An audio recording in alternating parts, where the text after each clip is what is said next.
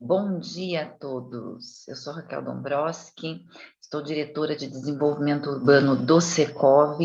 Estamos aqui hoje para falar com o Marcelo sobre o nosso mercado de desenvolvimento urbano no Paraná.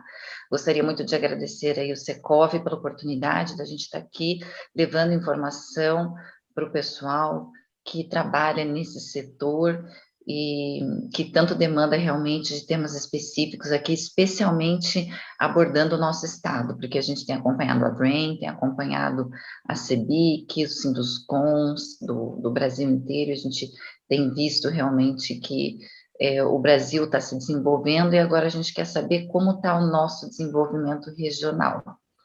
Bom dia, Marcelo, bem-vindo ao nosso café da manhã aqui com o Secov.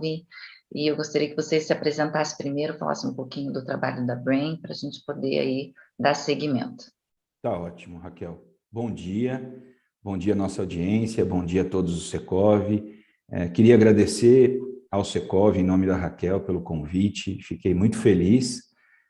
Eu sou um paulistano já paranaense, né? Já estou há 11 anos aqui, então já me considero paranaense e curitibano. Meu nome é Marcelo Gonçalves, sou um dos sócios da Brain Inteligência Estratégica. Nós somos hoje a empresa com maior representatividade no nosso mercado no Brasil. Atendemos 45 entidades, entre Sinduscons, ADEME, Secovs, a CEBIC, né, no mercado vertical, que é a Câmara Brasileira da Indústria da Construção, e a Elo Nacional, com o mapeamento nacional do mercado horizontal. Então, com isso, a gente consegue ter um mapeamento e um monitoramento de diversas cidades.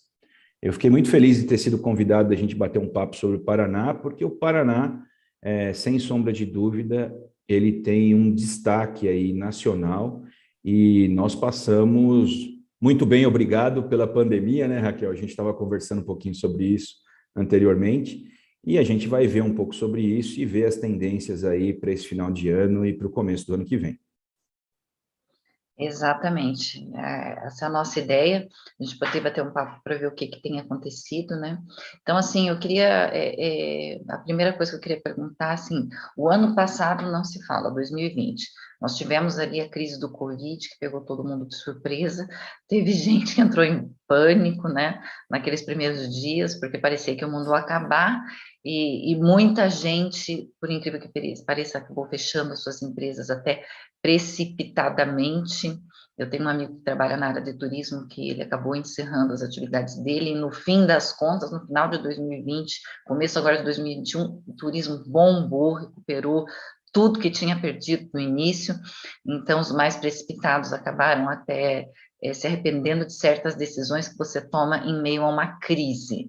Eu acho que no setor imobiliário não foi diferente, né? A gente teve aquele susto, e conta para a gente aí, vocês que estão exatamente nesse meio de saber o que as pessoas estão pensando, o que aconteceu ano passado, o que está se refletindo nesse ano.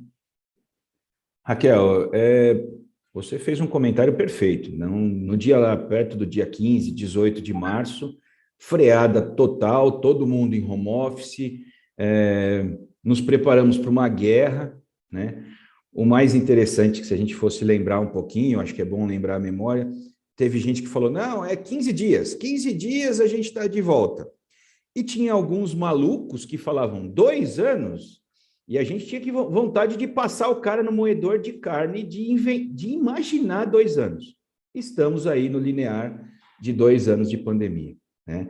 Graças a Deus, com 50% da população brasileira vacinada nas 2 doses, mais de 150 milhões de brasileiros vacinados com a primeira dose. Então, estamos caminhando para...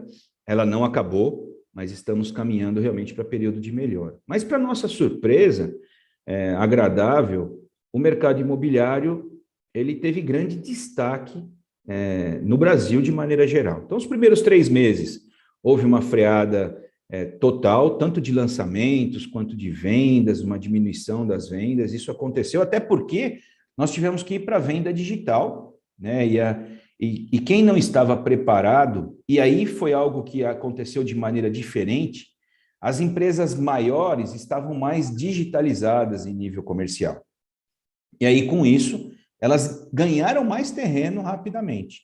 As menores tiveram que trocar, as médias e as menores tiveram que trocar o pneu do carro com o carro andando, o que não foi fácil, mas a gente conseguiu fazer de uma maneira. Por isso a gente começa a ter um junho já melhor, e aí um aquecimento que só veio crescendo, né? Veio crescendo por diversos fatores, né? Nós temos aí, primeiro, taxa de juros mais baixa, né? Que é algo que, de uma maneira ou de outra, atinge o mercado vertical e o mercado horizontal, mesmo o mercado horizontal sendo muito mais autofinanciável do que o financiamento bancário, né? O funding do mercado horizontal é sempre muito mais próprio. E aí, com isso, a gente começa a ter o impacto efetivo na vida das pessoas. Psicologicamente, na vida das pessoas, as pessoas estão trancadas em casa. Eu me lembro muito bem, Raquel, e acho muito engraçado, assim, um dos primeiros memes da pandemia era uma mãe trabalhando na mesa de jantar, assim, trabalhando no computador, e do lado o filho grudado no chão com silver tape, assim, ó, para a mãe poder trabalhar, né? Então, isso foi um impacto muito grande. E aí, nós, nas pesquisas, começamos a perceber tendências. Eu queria frisar a palavra tendências, Raquel, porque tendências, elas não são generalistas, então não dá para falar que é todo mundo, e também não dá para falar que ela vai se perpetuar, né? A gente não sabe se ela vai se transformar em realidade por causa do ambiente. Mas as tendências foram: eu quero um lugar que tenha mais um banheiro, que tenha mais uma suíte, que tenha uma maior fruição no caso do apartamento, né? Então, que eu tenha uma área social isolada da minha área privativa, porque eu preciso trabalhar, o meu filho precisa estar na escola. Então, tudo isso foi se desenhando. Eu queria uma sacada maior ou um quintal. E é por isso que o desejo para o mercado horizontal cresceu. Então, isso é muito interessante porque a gente viu todo aquele estoque, principalmente aquele estoque de condomínios que não se realizavam, que estavam há mais tempo no mercado, eles eram produto de prateleira. E é para aquela pessoa que queria algo rápido, ela buscou isso e encontrou. Então, foi aí a aceleração das vendas de maneira geral no mercado, né? Exatamente, nós tivemos aí uma queima de estoque nunca vista antes, né? E como nós estávamos conversando, os empreendedores que foram mais ousados que entraram mais nessa parte digital conseguiram realmente ter uma grande queima de estoque, e quem foi mais ousado ainda conseguiu ter um sucesso muito grande nos lançamentos. Até os lançamentos eu tenho visto que estão sendo fantásticos, no sentido de que tem sido através de plataforma, e tem alcançado muito mais clientes, corretores, a força de venda acaba sendo muito mais engajada do que às vezes como era antes, que era só presencial e que você se limitava a um auditório com 50 pessoas, um cafezinho da manhã. E agora online você vê, assim, eu vi lives de lançamentos com, sei lá, 1.000 corretores, umas coisas assim, e umas super produções, incrivelmente bem feitas, né? Teve um pessoal de Santa Catarina, uma empresa lá que fez um ultra lançamento que foi incrível, foi de cinema, né? Então, eu tenho visto, as coisas estão realmente mudando incrivelmente. É exatamente isso, Raquel. Eu acho que foi um momento, todo momento de pandemia, a gente nunca viveu nada igual, né? Então, ainda mais no Brasil, que a gente quase não tem tragédia natural. Então, realmente, eu sempre brinco, né? Eu falo, o pessoal que estava lá em Beirute já está mega acostumado com guerra, todo tipo de terrorismo, vários problemas.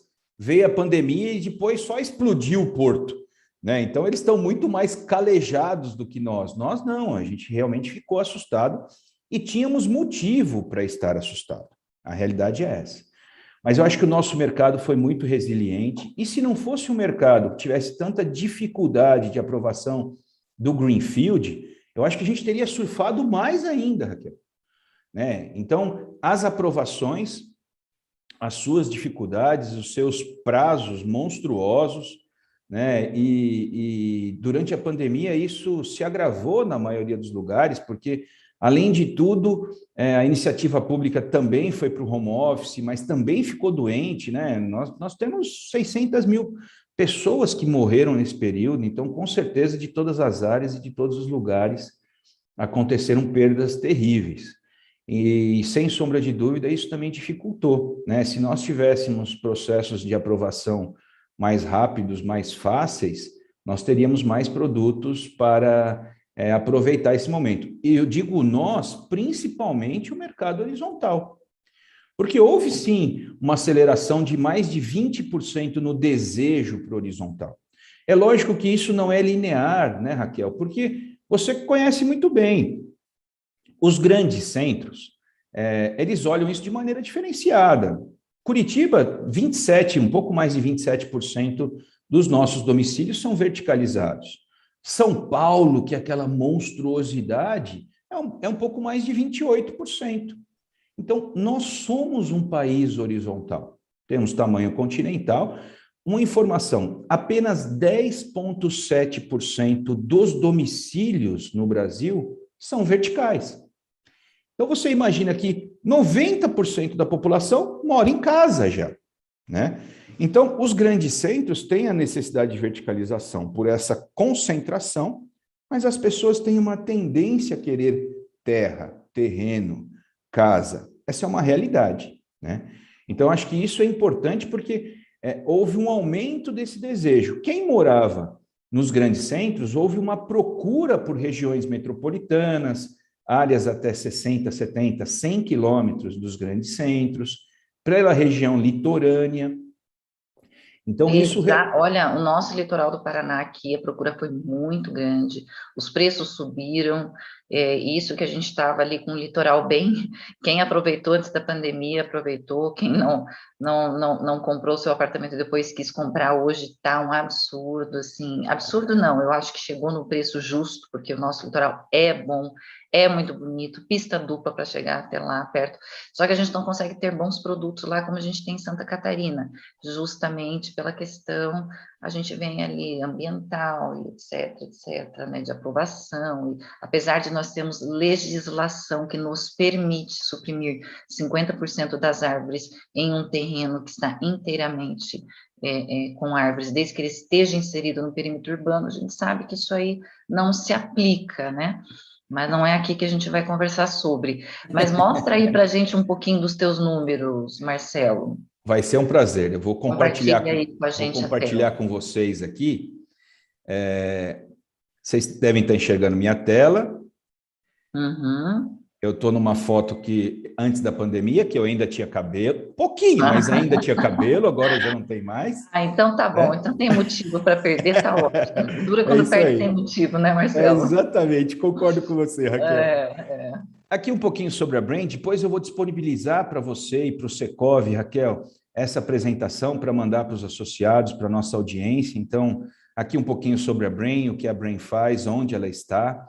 Né? Aqui um QR Code das nossas mídias sociais, principalmente YouTube, que é o canal que a gente está falando. Nós temos hoje muito conteúdo, como você muito bem falou, do Brasil inteiro. Então, nos sigam, tenho certeza que vocês vão gostar.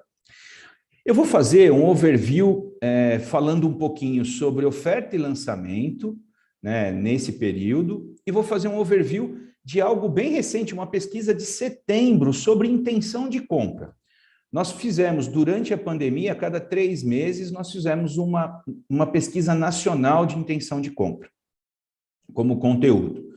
E essa daqui é a última pesquisa, e eu fiz um recorte para o Paraná. Só peguei as respostas do Paraná, para a gente poder ver como é que está. Então, primeira informação aqui de oferta, eu fiz um pequeno recorte aqui de Curitiba, região metropolitana, Cascavel, Londrina, Maringá, Foz, Ponta Grossa, Paranaguá, Guarapuava, Toledo, Cambé e Francisco Beltrão. É apenas algumas cidades, só para a gente poder ter uma noção, uma ideia de informação. Então, nessas cidades, nós temos hoje 358 empreendimentos em comercialização primária. que é isso, Marcelo? Comercialização primária é desde o RI, do momento que nós podemos comercializar, até a última unidade na mão do incorporador desenvolvedor imobiliário, tá? Então, é isso que é essa base de dados. Nessa base de dados, nós temos nessa cidade 110 empreendimentos de condomínio fechado, de lote, 142 empreendimentos de condomínio de casa, certo? E aí nós temos 106 empreendimentos de loteamento, né? Efetivamente loteamento. Aqui eu trouxe essa informação só para mostrar para vocês a disponibilidade sobre oferta. Disponibilidade sobre oferta é a quantidade de oferta final, chamado dito estoque, sobre o que foi lançado. Então, efetivamente, é baixo. Olha o loteamento. Nós temos 13,6% de disponibilidade sobre oferta. A gente pode falar que o mercado ele está razoável, ele está equilibrado de 20% a 23%. Nós temos 13%. Então, a oferta é baixa, efetivamente. Nós poderíamos, sim, ter mais oferta no estado. Aqui um pouquinho sobre os lançamentos, Raquel, só para a gente poder fazer um cenário, né? Então, lá em segundo trimestre de 20, a freada total, mesmo assim, nós lançamos quase 1.000 unidades. Nós viemos no terceiro trimestre com 1.086, no quarto trimestre com 1.098, no primeiro de 21, 892. É sempre normal o primeiro semestre ser um pouquinho menor de lançamento do que o segundo semestre. E aqui a gente já chega no segundo trimestre de 21 com quase 1.300. Então, a gente vem, sim, acelerando um pouco, mas, como eu falei, é difícil acelerar o processo de lançamento num país como o nosso. Aqui nós vamos para a intenção de compra. E aqui, realmente, eu chamo a atenção da nossa audiência, porque é uma pesquisa interessante que vocês podem usar como referência para as viabilidades de vocês, para vocês poderem entender como esse mercado está analisando esse momento. Então, nós temos aqui intenção de compra no Paraná. Então, nós temos efetivamente aqui 34% dos respondentes do Paraná disseram ter intenção de compra. É uma ótima intenção de compra. Vamos olhar o copo meio cheio, não é os 66% que não tem, porque a gente tem no Brasil quase 70% das pessoas têm imóvel próprio, não significa quitado, mas já tem imóvel próprio. Mas dos 34, nós temos 25 que ainda não começou a procurar ativamente, está só pensando e se planejando. 2 já foram para a internet, 2% já efetivamente foram para a internet, estão procurando, batalhando para poder encontrar alguma coisa. E 7%, Raquel, desses 34, já estão visitando, já estão olhando o imóvel, já estão indo em stand. Esse é aquele da venda mais efetiva, que quer realmente comprar. Quando a gente olha tempo de intenção de compra, então nós pegamos aqueles 34% e perguntamos, em quanto tempo você pretende comprar? 17% em até 6 meses, 33% em até 12. Com isso, Raquel, daquela intenção de compra, metade quer comprar em até 1 ano. Olha que interessante e olha como isso nos dá uma visibilidade. Marcelo, a gente não tem desafios pela frente? Tem vários. Nós temos inflação, temos Isso que eu ia falar. Eu acho que o nosso desafio, porque pelo que eu estou vendo aqui, gente querendo comprar, a gente tem. Agora, o desafio é nós nos enquadrarmos na renda dessas pessoas, né? É isso aí, Raquel. Aí que vem a Brain para a gente contratar eles para verificar quem são essas pessoas que estão precisando, qual é a faixa de renda e qual é a parcela que eu tenho que vender do meu lote.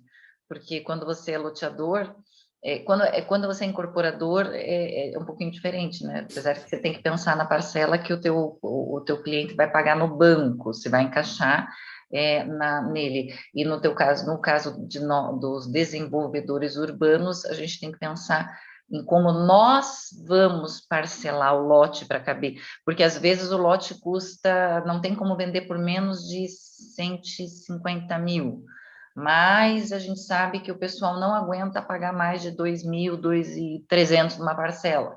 Em quantas vezes eu vou precisar dividir? né? É isso aí. Aí que A vem conta é inversa, né? a conta inversa, aí que vem o nosso desafio, e é o que temos visto hoje, colegas nossos vendendo em até 200 e tantos meses, né? E aí a gente pode fazer uma outra live, né, Marcelo? Porque aí como isso viabiliza para o loteador que tem que desembolsar? Porque todo mundo pensa que loteador ganha dinheiro, que é muito fácil. Nossa, você faz uma conta, parece que você ganha assim horrores. Mas ninguém pensa que você vai ter que bancar o parcelamento para o cliente. Sem entrada, muitas vezes, né? Não, perfeito. Porque a maneira mais fácil de você comprar qualquer tipo de imóvel é principalmente através do lote, né? Ninguém mora em lote, mas o lote é a maneira de você realizar o sonho da casa própria. E isso tem que encaixar no bolso. Só que não é só o lote, tem que encaixar no bolso e também a construção. Então, tudo isso é um processo muito complexo e a gente está vivendo um momento de muitos desafios, né? A gente veio aí de GPMs monstruosos durante 12 meses, já caiu, lógico, é bom. Inflação também, inflação do nosso mercado muito alta, mesmo ela já estabilizando, ela foi alta, ela deu um salto. E isso, Raquel, dentro dessa onda de você ter ótimas vendas, você tem um equilíbrio. Se você repor todo essa mudança do preço dos insumos, muitas vezes você reduz demais a sua velocidade de vendas. Porque a pessoa não teve aumento do poder aquisitivo, não tem renda, não compra o produto. Então tem que buscar esse equilíbrio, né? Essa vida no limite, ela é muito complexa e ela é o grande desafio que a gente tem daqui para frente. Exatamente, o IGPM subiu 30%, mas o salário é registrado em PCAE uma vez por ano. É isso Não é mesmo. nem, E, não é e, nem cumulativo, né? e a inflação, se a gente for analisar hoje, no último mês principalmente, a gente percebeu uma disseminação geral. Antes a gente tinha alguns segmentos, e o nosso era um deles, que tinha realmente grandes crescimentos de valores de insumos. Mas ela não estava disseminada, e hoje não. A gente percebe a ida no supermercado, com certeza, é uma dor no bolso quando você percebe o que está acontecendo. Mas olha que interessante, você falou muito bem, Raquel. Nós ainda temos 50% desse público que tem intenção até um ano. Então, a vontade existe. Nós temos que trabalhar, superar os desafios para tentar fazer o produto ideal para essas pessoas. Mesmo assim, ó, até 2 anos, que a gente acha muito viável, ainda tem 28%. Esses 22% aqui, que é acima de 24 meses e sem tempo previsto, é o cara que quer casar, mas não está nem namorando ainda, né? Ele ainda não resolveu qual que é a namorada, então ele sabe que ele tem o desejo, mas ele ainda não sabe para onde ele vai.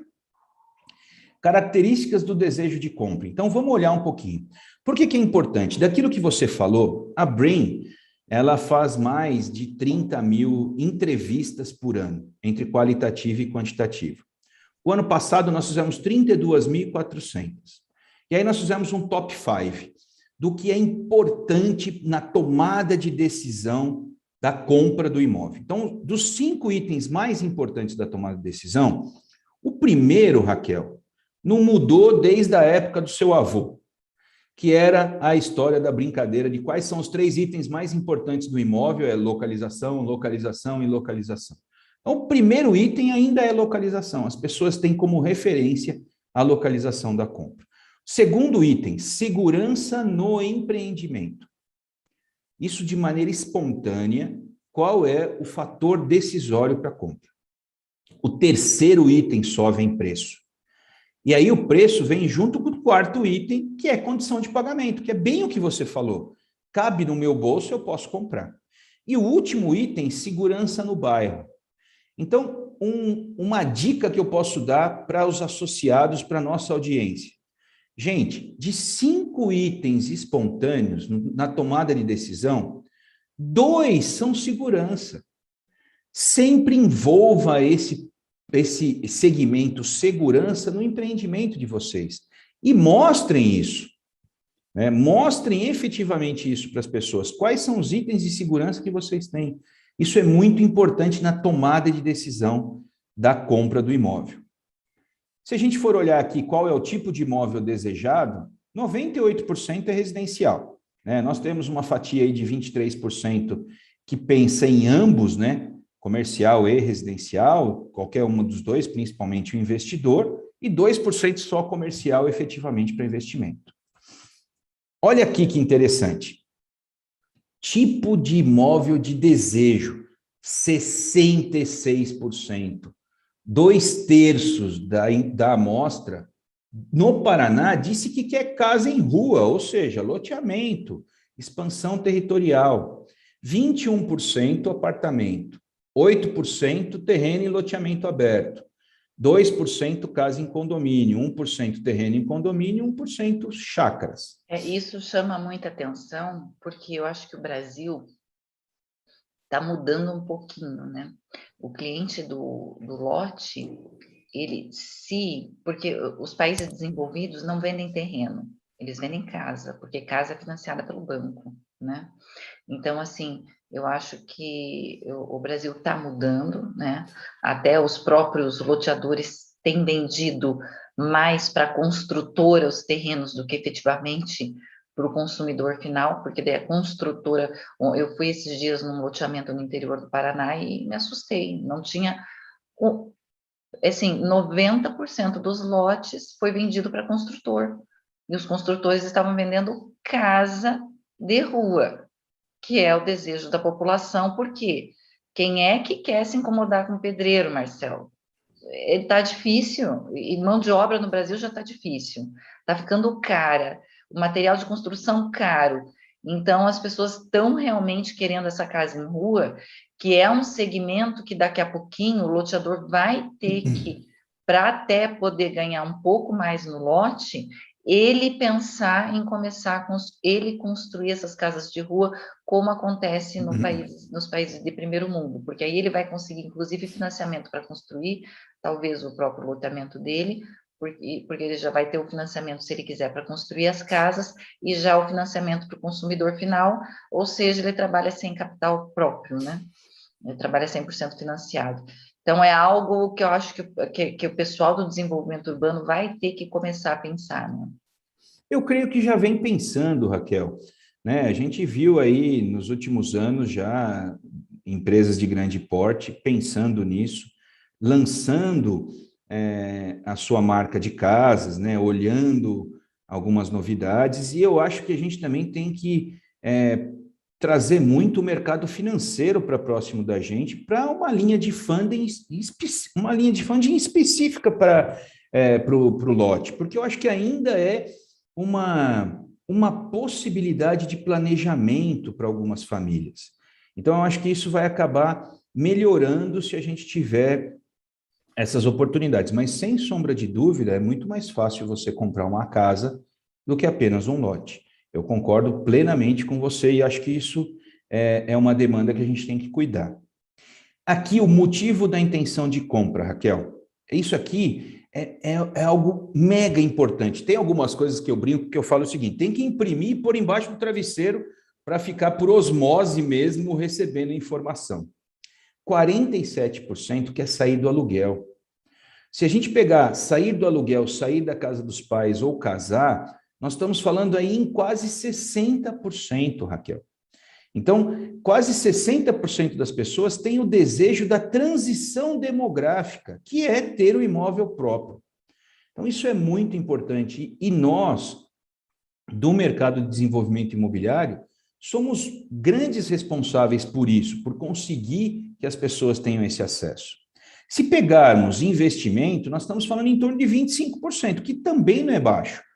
É um quarto dessa intenção. 11 para investimento, 14 para imóvel para parente, né, filhos e tudo mais, o que é um investimento. Né? Agora nós vamos para aquilo que é desejo, ou seja, as pessoas, mesmo morando bem, querem melhorar. 15%. 10% trocar por uma residência maior, 5% trocar por uma residência mais nova, que é o grande motivo das pessoas que têm desejo trocarem os seus imóveis de maneira geral. Então, isso é muito interessante de a gente analisar. Agora, algo que mostra o Paraná na ponta no Brasil. 10% de quem nós conversamos comprou o imóvel nos últimos 12 meses, Raquel. 10%. Nós temos uma média nacional de 6 a 9. Nós estamos acima da média. Então, isso é muito interessante, porque houve nessa movimentação de mercado nacional uma força muito grande no nosso Paraná. Isso realmente é importante a gente dar o devido valor. E olha que interessante, ó. Lembra que eu falei sobre desejo? E aqui a gente está trazendo um pouco da realidade. Então, desejo e realidade. O que fez nesses grandes centros acontecer? Então, ó, 50% comprou um apartamento, mas tinha só desejo de 21%. Certo? Então, olha como isso é notório. A pessoa, ela comprou algo que ela até não encontrou a outra opção para ela fazer. Casa de rua. Só 25% tinha intenção, comprou o imóvel de rua, 25%. Mas 66% tinha intenção. Então, a gente vê como tem um descolamento, e aí nos grandes centros isso é mais forte ainda. Nos locais que você ainda tem terra, você ainda tem lotes, você ainda tem casas, isso é mais fácil, né? E assim, a gente tem o terreno em loteamento aberto, com 25% das pessoas que compraram, só que imóvel de desejo de apenas 8%. Então, aqui o cara comprou o terreno porque ele viu uma oportunidade. Ele queria uma casa até, mas ele viu uma oportunidade e comprou o lote. Então, é para mostrar que existe uma diferença entre desejo e realidade. Isso está totalmente ligado às opções de compra, desde oferta até preço e possibilidade de caber no bolso. Agora, algo importante para a gente poder analisar. Quanto tempo essas pessoas procuraram os imóveis? 25% em até 3 meses foi lá e bateu o martelo, fechou. 50% de 3 a 6 meses. E 25% de 6 meses a 1 ano. Você que sempre foi desse mercado, Raquel, você sabe muito bem. Vai ter gente que chega lá, olha o primeiro lote, já olha e já compra. Tem esse impulso, né? E tem gente que vai chegar para você, vai abrir um computador, vai te mostrar uma planilha de 2 anos que ele está indo em todos os lugares. Exatamente. Né? Para poder fazer a compra. Exatamente. Então, as pessoas hoje, elas têm muita informação. Não é incomum a pessoa chegar num loteamento para fazer uma compra, num condomínio fechado, e ter informação na ponta da língua de todo o empreendimento. Porque ele já sabe, já estudou, já está preparado. Quantidade de imóveis visitados para concluir a compra. 25% só um imóvel, 50% 2 imóveis e 50% 3 imóveis visitados. É maior que 100% porque foi uma pergunta mais geral. Aqui é só o QR Code, meus contatos, isso aí, se precisar, você também pode passar sem problema nenhum. E eu queria só mostrar mesmo essa apresentaçãozinha, só para a gente poder ter mais informação aí, e estamos à disposição se alguém quiser fazer alguma pergunta, alguma coisa do mercado. Eu estou vendo aqui o pessoal no YouTube, né? Então, todo mundo aqui, bom dia para todo mundo, a Sheila, a Miriam, o Mauro. O Mauro fez uma observação bem interessante. O Luciano está aqui também, o Marcelo Gonçalves. Mas o Mauro fez uma observação interessante, como no cenário que a gente vive, como reajustar o valor de venda para 120 meses, né? Então, o que ele está falando é assim, puxa vida, é uma dor muito grande do loteador, né? Ele vai vender um lote hoje, ele vai receber em 120 meses, e isso aconteceu no mercado. Quem vendeu, por exemplo, um lote, como a empresa que eu trabalho vendeu em 99, vendeu um lote por 13 mil reais. Quando foi 2005, esse lote, nossa, ele disparou muito mais do que a inflação. O mesmo lote era 60 mil reais e depois logo passou para 100. Então, assim, em 120 meses foi vendido a 13, ele deu, a valorização do lote deu 3, 4 vezes mais do que a inflação. Então, isso acontece. Que bom para quem comprou. Para quem vendeu, quando a pessoa que comprou fala que quer rescindir, dá pulos de alegria, né? E devolve o quanto a pessoa quiser, não tem problema, não vamos discutir na justiça. Então, assim, isso acontece muito, como pode acontecer de não ter essa valorização, de inclusive às vezes valorizar menos que a inflação, e aí você gera todo um problema até na parte de se o cliente acaba, aí a vontade do cliente rescindir é maior, e você tem todo aquele problema que a gente teve em 2008, que foram vendidos apartamentos por 100, sei lá, 200 mil reais, e no final das contas o empreendedor estava vendendo, liquidando a 160 mil, né, chutando, e aí isso dava uma vontade de rescisão muito grande de quem comprou o imóvel a 200 mil. Mas a gente vê realmente que o mercado, ele se aqueceu. O que me chamou muita atenção aí da pesquisa foi que você tem uma intenção de compra no começo de uma coisa e no final você acaba desvirtuando totalmente, né, umas vezes pela falta de oferta de produto, né, e outra por não caber no bolso. A vontade de, especialmente durante a pandemia, a vontade de morar em casa foi muito grande das pessoas. Para você não precisar pegar elevador, você não, as áreas de lazer que eram tão sonhadas pelas pessoas dentro de edifícios acabaram se tornando um problema, porque você não podia usar nada, nem entrar, né, eram todas trancadas.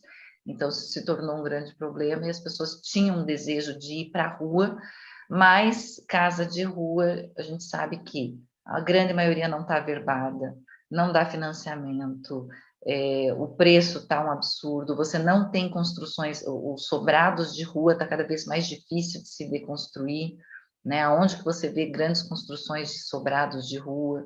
Não existem aqui no Brasil grandes empreendimentos nesse sentido. Você tem o pequeno construtor que constrói 3, 4, 5. Você não tem como é nos Estados Unidos, que você vai, tem grandes lançamentos de casas de rua, de 100, 200, 300 mil casas, né?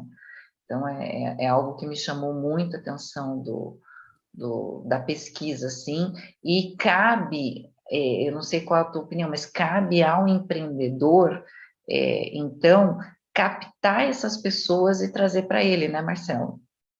É exatamente isso, Raquel. O que a gente fala durante esse período é que, por mais distante que você tenha que estar do seu público, em alguns momentos, é o momento de você saber exatamente o que ele quer. Porque são tendências, né? A gente fica falando muito do home office, que todo mundo, ninguém vai voltar para o escritório. A gente vê nos países que estão 2, 3, até 4 meses na frente da gente na pandemia, houve várias alterações. Você tem um público que realmente não vai voltar para o escritório, mas ele vem para o trabalho híbrido. E aí é 70-30, 80-20, porque nós temos uma grande massa que tem que voltar, né? E já está voltando. A gente já tem trânsito nas cidades, né? Como a gente pode verificar por Curitiba, né? Mas São Paulo, Rio de Janeiro. Então as coisas devagar vão retornando. E isso é algo importante. Então você tem que estar próximo, você tem que saber o que ele quer, você tem que investigar, você tem que entender, né? Nós falávamos no mercado imobiliário que um empreendimento tinha 2, 3 personas, que é aquele perfil da pessoa que vai comprar o seu imóvel. Hoje tem empreendimento, Raquel, que nas pesquisas a gente encontra 13, 15 pessoas. Porque as pessoas hoje têm muita informação e elas não seguem modelos, né? Não, nós temos várias tribos, vamos dizer assim, e são pessoas que são atingidas de maneira diferente, né? Vamos imaginar o econômico. Quantas vezes você ouviu no mercado econômico, o cliente do Casa Verde e Amarela, Minha Casa Minha Vida, ou do terreno, que é uma das poucas maneiras que as pessoas que têm até problema de renda efetiva conseguem comprar um lote econômico. Essa pessoa compra só parcela, ela não quer saber se é bom, se não é, eu não me esmero de fazer o produto. Não é assim, não funciona assim. Porque se no mercado tem algo um pouquinho melhor, porque essas pessoas também têm desejo. Todo mundo tem desejo de morar bem, num lugar bem feito, bem construído. Então, com certeza, essa coisa de você, no mercado de loteamento, você fazer a plantação de poste, eu não sei se funciona mais e cada vez vai ficar mais difícil, entendeu? Vai ficar Exatamente. mais difícil. E vai ficar mais difícil até essas pessoas, mas está cada vez mais difícil fazer lote para segmento econômico, porque cada Sim, vez mais exigência da prefeitura, exigência em asfalto, exigência em contrapartida, exigência na qualidade. Tem prefeitura exigindo calçada, que a gente sabe que é uma coisa que se você coloca calçada no loteamento, depois ela vai ser destruída por cada um que fizer a sua casa. Então, às vezes não faz sentido e tudo isso é custo. E aí, quando você vai no segmento econômico, só poderia pagar R$ 700 numa parcela, você não consegue. não consegue viabilizar. Você não consegue fornecer esse produto para ele. E aí, a gente precisa cada vez realmente mais do Casa Verde e Amarela, que também, eu não sei se você tem visto nas pesquisas, tem diminuído cada dia mais os lançamentos. Né? Eu tenho visto muitos amigos que faziam Minha Casa Minha Vida, estão migrando para o SBPE porque não estão dando conta dos custos, né? Eu não sei o que você tem visto na parte de lançamento, se tem diminuído ou não o Casa Verde e Amarela. Não, a gente ainda tem um momento aquecido, porque a gente está batendo recorde mês a mês, pelas informações da ABCIP em nível de financiamento. Mas já houve sim uma redução, até porque é o público mais atingido pela inflação, em nível de redução de renda e até de emprego. Então, realmente é um público bem atingido. E aí existe um agravamento. Mas tem gente que nem lançou, segurou o lançamento por causa dos insumos, né? E tem gente tentando se adequar de alguma maneira, até porque houve uma pequena correção dentro Isso. da faixa dos valores O teto subiu um pouquinho, isso, né? do Casa Mas Verde e Amarela. isso, a Mas inflação subiu 30, 40, às vezes até 40%, e o teto subiu 10, 10%. isso. É mais ou menos isso. É que também, Raquel, não tem como você corrigir simplesmente, porque se a renda não sobe, não adianta nada, porque o Não. cara não consegue comprar. Então, a verdade é essa, esse é um público muito sensível. Deixa eu só fazer uma observação. O Mauro perguntou aqui, como reajustar essa venda para 120 meses? Mauro, esse é um grande desafio. Nós passamos por toda essa dificuldade que nós já falamos aqui hoje. Já passamos pela dificuldade de estar em IGPM, de não poder cobrar o IGPM, senão o cara parava de pagar, fazia distrato. Tem todo esse arcabouço de informação que vocês sabem até melhor do que eu. Mas, com certeza, o desafio é conseguir manter a equalização econômico-financeira, né, e fazer um realinhamento que você traga, principalmente para a pessoa que está comprando, essa possibilidade de se continuar, né, para a gente não ter avalanche de distratos e também diminuição muito forte das vendas. Então, Exatamente. é importante que caiba no bolso e que você consiga fazer esse equilíbrio. Ah, Marcelo, mas você falando parece fácil. Eu sei que não é fácil. E eu sei que é realmente o maior desafio do momento. Porque se a gente teve um momento de vendas boas, a gente quer continuar com essas vendas boas e aí é o grande desafio. É uma corda bamba que a gente anda todos os dias. Mas, Marcelo, a Exatamente. gente está chegando ao final. Queria agradecer muito a tua presença aqui. Queria agradecer mais uma vez o Secov Paraná, que tem nos dado essa oportunidade de transmitir informação aí para o nosso setor. Marcelo, eu queria que suas considerações finais aí para a gente estar finalizando. Tá ótimo, Raquel. É só agradecimento. Agradecimento a você pelo convite e pelo ótimo bate-papo. Eu estou à sua disposição. Sempre que você quiser, eu vou te atender. Eu tenho um carinho muito grande por você e também pelo Secov, então é um prazer estar aqui. E eu acho que o principal, a minha fala final é que, querendo ou não querendo, os desenvolvedores imobiliários sempre estiveram em pé e continuarão. Então, eu não tenho dúvida que venha o desafio que for, quem está aqui nos ouvindo, nos vendo e conversando sobre isso, tem força para continuar e vai dar um jeito de continuar. Então, acho que essa é uma realidade. A gente tem que encarar isso, porque ninguém aqui foge à luta. A verdade é essa. Ninguém aqui está escondido embaixo do edredom. E os desafios estão aí, e se Deus quiser, a gente vai passar por mais essa fase e com boas vendas. É isso que eu tenho de expectativa para 2022 ainda. Boas vendas. Vamos só ver se a macroeconomia não dificulta, e não podemos esquecer que o ano que vem a gente deve ter uma eleição bem polarizada, o que deve ser difícil a partir de um certo momento do ano. Tá bom? Um forte abraço para todo mundo e obrigado pela oportunidade. Obrigada, Marcelo, e obrigada aí pelo trabalho que vocês têm feito, especialmente o canal da Brain no YouTube, que tanto tem transmitido conhecimento para a gente, né? Tenho admirado aí sempre o trabalho de vocês, e especialmente quem se preza a entregar conteúdo de qualidade gratuito para o mercado imobiliário, está sempre se especializando cada vez mais. Hoje em dia não tem desculpa para desinformação.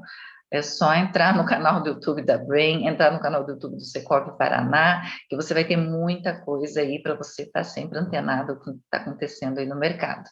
Então, muito obrigada aí para o Secovi mais uma vez. Estamos aí nos despedindo e até o nosso próximo café da manhã aí com o Secovi.